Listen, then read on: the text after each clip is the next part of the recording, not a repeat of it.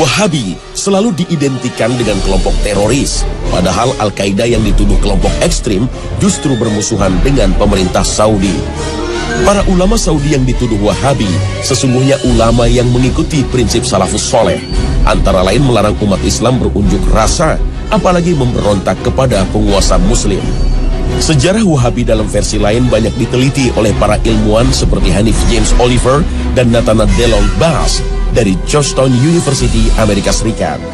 Istilah Wahabi bukan dinisbatkan kepada Muhammad bin Abdul Wahab, tetapi kepada Abdul Wahab bin Abdurrahman bin Rustum yang wafat pada tahun 2011 Hijriah. Sedangkan Muhammad bin Abdul Wahab lahir pada tahun 1151 Hijriah.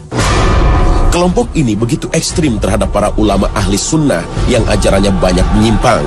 Isu Wahabi sengaja digulirkan oleh para imperialis seperti Inggris dan Perancis. Bahkan di Indonesia, imam bonjol yang mengobarkan perang Padri dituduh sebagai Wahabi karena dakwahnya membongkar kebiasaan kaum adat. Karena itulah Wahabi diisukan sebagai kelompok sesat. Kalau begitu, siapa sesungguhnya Muhammad bin Abdul Wahab? Muhammad bin Abdul Wahab bin Sulaiman bin Ali bin Muhammad bin Ahmad bin Rashid bin Barra bin Mushrif At-Tamimi lahir pada tahun 1694 Masehi di kota Uyainiyah yang masih masuk wilayah Najd sebelah barat kota Riyadh. Beliau banyak belajar fikih mazhab Hambali dan sangat tertarik mempelajari kitab-kitab Syekhul Islam Ibnu Taimiyah dan muridnya Ibnul Qayyim rahimahullah. Di Madinah, beliau berguru kepada Asy-Syaikh Abdullah bin Ibrahim bin Saif An-Najdi dan Asy-Syaikh Muhammad Hayah bin Ibrahim As-Sindi. Dalam dakwahnya, Muhammad bin Abdul Wahab sangat mementingkan masalah akidah yang lurus untuk membebaskan umat Islam dari syirik, bid'ah, dan khurafat. Pada saat itu, kuburan sahabat Nabi banyak dikeramatkan, diagungkan, bahkan dijadikan tempat untuk meminta-minta. Karena dakwah inilah, beliau selalu menjadi sasaran pembunuhan. Meskipun sempat terusir dari kawasan Uyainiyah, Syekh Muhammad bin Abdul Wahab tak pernah berhenti untuk berdakwah. Pada masa itu, pada abad 12 Hijriah atau abad 17 Masehi, kehidupan politik di Jazirah Arab berada dalam kekacauan. Perebutan kekuasaan sering terjadi di antara para kabilah, sementara kekuasaan Khalifah Turki Utsmani makin melemah setelah Perang Dunia Kedua. Para penguasa yang hidup saat itu menindas rakyat dengan upeti. Karena itulah mereka sangat terganggu dengan dakwah ulama yang berani dan lurus, termasuk yang dilakukan Syekh Muhammad bin Abdul Wahab. Dari sisi agama, kehidupan umat Islam banyak yang menyimpang dari ajaran Islam. Merebaknya praktek kesyirikan menjadi tantangan yang berat bagi para ulama. Beruntung, dakwah Muhammad bin Abdul Wahab mendapat dukungan Abdul Aziz bin Saud, pendiri kerajaan Saudi, hingga mampu memberantas kesyirikan dan menegakkan ajaran tauhid. Namun di sisi lain, ada penyeragaman pemahaman keagamaan, baik dari sisi akidah maupun fikih yang hanya mengikuti mazhab Hambali. Karena itulah memicu resistensi dari sebagian ulama yang berbeda faham. Fitnah atau bencana yang menimpa umat Islam sudah diisyaratkan oleh Rasulullah SAW dari Abdullah bin Umar. Nabi berdiri di samping mimbar dan bersabda, fitnah di sini dari arah munculnya tanduk setan atau tanduk matahari. Hadis riwayat Bukhari Muslim. Yang dimaksud tanduk setan berada di sebelah timur Madinah, yaitu Najd. Secara bahasa, Najd adalah dataran tinggi, yaitu kawasan yang berada di Irak dan sekitarnya. Tapi ada yang mengartikan Najd adalah tempat kelahiran Syekh Muhammad bin Abdul Wahab dari Bani Tamim yang dituduh membawa bencana perpecahan pada umat Islam. Namun sejatinya dalam berbagai hadis Rasulullah SAW menyatakan bahwa Bani Tamim merupakan keturunan Nabi Ismail yang dicintai oleh Rasulullah. Diriwayatkan dari Abu Hurairah, dia berkata, saya akan senantiasa mencintai Bani Tamim karena 3 hal yang pernah saya mendengar dari Rasulullah tentang mereka. Pertama, saya pernah mendengar Rasulullah SAW bersabda, mereka Bani Tamim adalah umatku yang paling gigih melawan Dajjal. Kedua, ada seorang tawanan perempuan dari Bani Tamim di rumah Aisyah. Kemudian Rasulullah bersabda, hai Aisyah, bebaskanlah ia karena ia adalah keturunan Ismail. Ketiga, Rasulullah SAW pernah bersabda ketika ada zakat dari Bani Tamim, "Ini adalah zakat kaum kami." Hadis riwayat Bukhari. Namun, dalam hadis lain Rasulullah juga menyatakan dari kalangan Bani Tamim akan muncul kelompok yang membawa bencana bagi umat Islam. Kelompok ini disebut Khawarij, yang mudah mengkafirkan kaum muslim, bahkan tidak segan membunuhnya karena berbeda faham. Diriwayatkan dari Abu Sa'id Al-Khudri radhiyallahu anhu berkata, ketika kami sedang bersama Rasulullah SAW yang sedang membagi-bagikan pembagian harta, datang Zulhuwaisyrah, seorang laki-laki dari Bani Tamim, lalu berkata, "Wahai Rasulullah, tolong engkau berlaku adil." Maka beliau berkata, "Celaka kamu. Siapa yang bisa berbuat adil kalau aku saja tidak bisa berbuat adil? Sungguh kamu telah mengalami keburukan dan kerugian jika aku tidak berbuat adil." Kemudian Umar berkata, "Wahai Rasulullah, izinkan aku untuk memenggal batang lehernya." Beliau berkata, "Biarkanlah dia, karena dia nanti akan memiliki teman-teman yang salah seorang dari kalian memandang remeh sholatnya dibanding sholat mereka, puasanya dibanding puasa mereka. Mereka membaca Al-Quran, namun tidak sampai ke tenggorokan mereka. Mereka keluar dari agama seperti melesatnya anak panah dari target, hewan buruan." Sebagai seorang muslim, kita harus hati-hati dengan berbagai tuduhan ini, karena akan memicu perpecahan umat. Allah Ta'ala berfirman, "Ya ayyuhalladzina amanu in ja'akum fasiqun binaba'in فتبينوا أن تصيبوا قوما بجهالة فتصبحوا نادمين. Untuk memahami pemikiran Syekh Muhammad bin Abdul Wahab tidaklah sulit. Berbagai buku karyanya bisa dijadikan rujukan hingga kita tidak mudah terbawa isu negatif.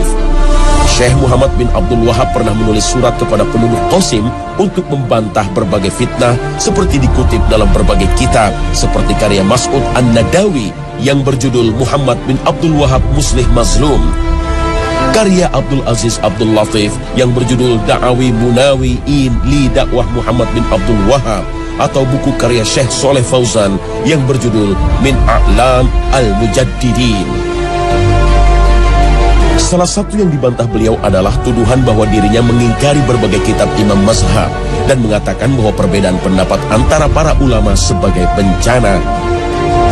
Dalam salah satu kitabnya, Usul Tsalatshah, beliau banyak mengutip pendapat Imam Syafi'i dan Ibnu Katsir. Inilah sebagai bukti kecintaan beliau kepada para imam mazhab, tidak hanya berpegang kepada mazhab Hambali.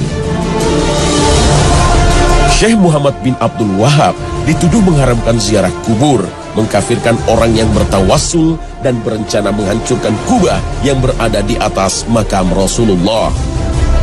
Menjadikan makhluk sebagai perantara doa kepada Allah atau disebut tawassul menjadi perdebatan di antara para ulama. Sayyid Muhammad Alwi Al-Maliki, seorang ulama Ahlus Sunnah yang menjadi guru para ulama Indonesia, menulis sebuah buku Mafahim Yajib At-Tusohah, antara lain mengutip pendapat Syekh Muhammad bin Abdul Wahab tentang kontroversi tawassul. Sebagian membolehkan tawassul kepada orang-orang soleh, dan sebagian lagi mengkhususkan hanya kepada Nabi Muhammad SAW, dan kebanyakan ulama melarang hal itu dan memakruhkannya. Meskipun yang benar menurut kami adalah pendapat jumhur, yaitu bahwa hal itu makruh.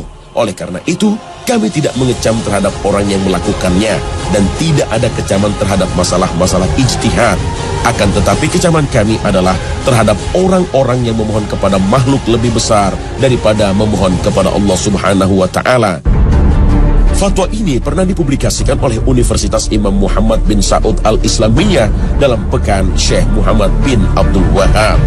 Dalam fatwanya, Syekh Muhammad bin Abdul Wahab juga menjelaskan dirinya tidak mengkafirkan seorang pun dari kalangan muslim yang melakukan dosa, sebagaimana yang dilakukan kaum Khawarij. Beliau Beliau juga berpendapat wajib taat kepada para pemimpin muslim, baik yang bertindak adil maupun zalim, selama mereka tidak menyuruh kepada perbuatan maksiat. Inilah yang menjadi keyakinan jumhur ulama Ahlus Sunnah wal Jamaah. Bantahan terhadap berbagai fitnah ini juga pernah disampaikan oleh Raja Abdul Aziz dalam pidatonya di hadapan jamaah haji pada 11 Mei 1929, seperti ditulis dalam buku Al-Wajiz fi Sirah Malik Abdul Aziz. Mereka menamakan kami sebagai orang-orang Wahabi. Mereka menamakan mazhab kami Wahabi dengan anggapan sebagai mazhab khusus. Ini adalah kesalahan yang amat keji, muncul dari isu-isu bohong yang disebarkan oleh orang-orang yang mempunyai tujuan tertentu. Dan kami bukanlah pengikut mazhab dan akidah baru. Muhammad bin Abdul Wahab tidak membawa sesuatu yang baru. Akidah kami adalah akidah salafus soleh, yaitu yang terdapat dalam kitab Allah dan sunnah Rasulnya, serta apa yang menjadi pegangan salafus soleh. Kami memuliakan imam-imam yang 4. Kami tidak membeda-bedakan antara imam-imam Malik, Syafi'i, Ahmad, dan Abu Hanifah. Seluruh mereka adalah orang-orang yang dihormati dalam pandangan kami, sekalipun kami dalam masalah fikih berpegang dengan mazhab Hambali.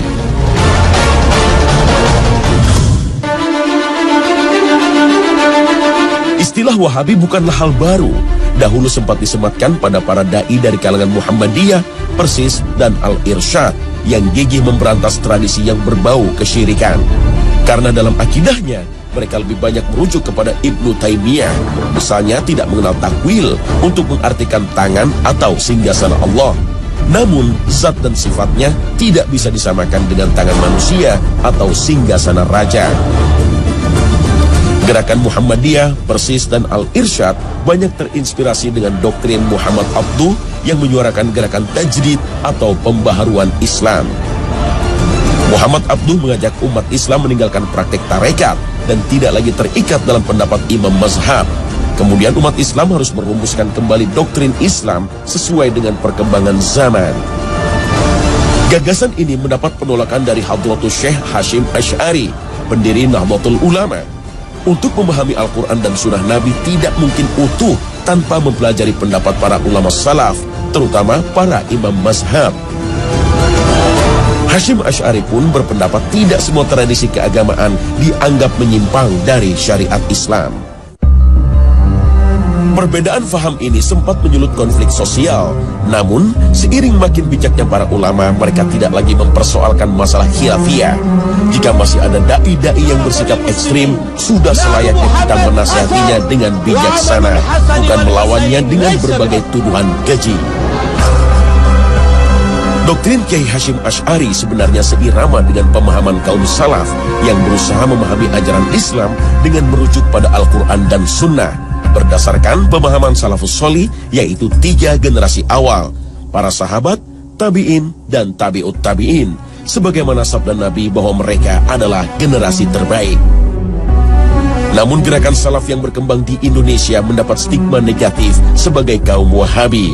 Mereka dituduh tidak bisa berkompromi dengan masalah bid'ah dan tradisi keagamaan yang tidak pernah dicontohkan oleh generasi salafus soleh.